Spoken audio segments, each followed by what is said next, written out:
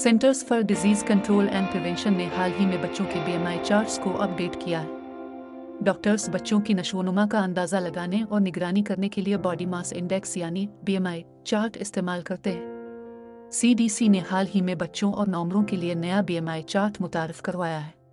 नए चार्ट में ओबेसिटी यानी शदीद मोटापे की पैमाइश के लिए हाई बीएमआई लेवल शामिल किया गया है। सीडीसी के आदाद शुमार के मुताबिक 4.5 मिलियन से ज़्यादा अमरीकी बच्चे और नौमर शदीद मोटापे का शिकार हैं। बचपन में मोटापा एक संगीन तिब्बी हालत है जो बच्चों और नौमरों को मुतासिर करती है। यह ख़ास तौर पर परेशान कुन है क्योंकि इजाफी पाउंड अक्सर बच्चों को ऐसे सेहत के मसाइल और बीमारियों में मुब्तला करते हैं जो पहले सिर्फ बड़ों में होती थी, जैसे कि ज़ियाबीतस, हाई ब्लड प्रेशर और हाई कोलेस्ट्रॉल वगैरह।